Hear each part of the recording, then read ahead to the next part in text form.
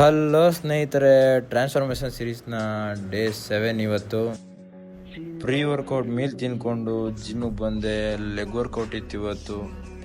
So mobility exercise ಎಲ್ಲ ಮಾಡಿಕೊಂಡು first variation ಬಂದು ಮಷಿನ್ ಲೆಗ್ ಪ್ರೆಸ್ ಮಾಡಿದೆ.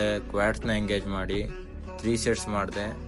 ಲೆಗ್ ಡೇಲಿ ಎಲ್ಲರೂ ಕಾಮನ್ ಮಿಸ್ಟೇಕ್ ಏನು ಮಾಡೋದು ಅಂದರೆ ಪ್ರೋಗ್ರೆಸಿವ್ ಓವರ್ಲೋಡ್ ಮಾಡದೇ ಇರೋದು.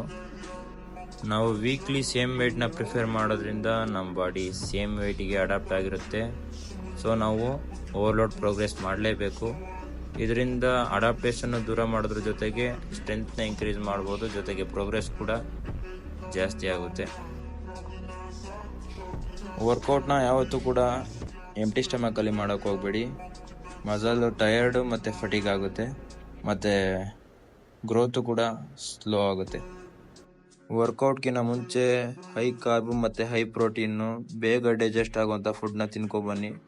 ಒಳ್ಳೆ ಎನರ್ಜಿ ಕೊಡುತ್ತೆ, ಪ್ಲಸ್ ಒಳ್ಳೆ ಗ್ರೋತ್ ಕೂಡ ಆಗುತ್ತೆ. ವರ್ಕೌಟ್ನ ಜೊತೆಗೆ ನ್ಯೂಟ್ರಿಷನ್ ಮತ್ತು ಡಯಟ್ ಬಗ್ಗೆ ಗಮನ ಹರಿಸ್ಬೇಕು ಅಂತ ಹೇಳ್ತೀನಿ. ನಾಳೆ ಸಿಗೋಣ. Bye bye. Thank you.